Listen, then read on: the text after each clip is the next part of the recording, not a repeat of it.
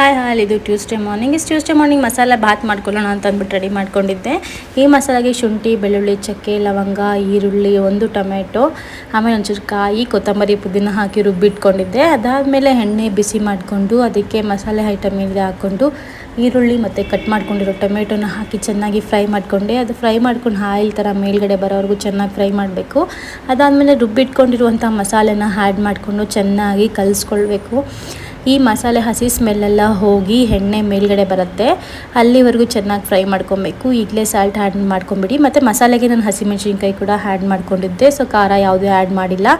ಇದೆಲ್ಲ ಆದಮೇಲೆ ನೀರು ಹಾಕಿ ಕುದೀತಾ ಇರಬೇಕಾದ್ರೆ ಅಕ್ಕಿ ಹಾಕಿ ಮುಚ್ಚಿಬಿಟ್ರೆ ಬಾತ್ ರೆಡಿ ಆಗುತ್ತೆ. ಅದಾದಮೇಲೆ ಇವತ್ತು ಹುಣ್ಣಿಮೆ ಇದ್ದಿದ್ದರಿಂದ ಬೆಳಗ್ಗೆ ಪೂಜೆಗೆ ರೆಡಿ ಮಾಡ್ಕೊಂಡ್ಬಿಟ್ಟೆ. ಆಮೇಲೆ ಬನಾನಾ ಮಿಲ್ಕ್ ಶೇಕ್ ಮಾಡ್ಕೊಳ್ಳೋಣ ಅಂತ ಅಂದ್ಬಿಟ್ಟು ಬನಾನಾ ಇತ್ತು ಮಿಲ್ಕ್ ಶೇಕ್ ಮಾಡಿಕೊಂಡೆ. ಪಿಜ್ಜಾ ತಿನ್ನಬೇಕು ಅಂತ ಅನಿಸ್ತಾ ಇತ್ತು ಅಂದ್ಬಿಟ್ಟು ಮಧ್ಯಾಹ್ನ ಎಲ್ಲರೂ ಹೋಗಿ ಪಿಜ್ಜಾ ತಿಂದ್ವಿ.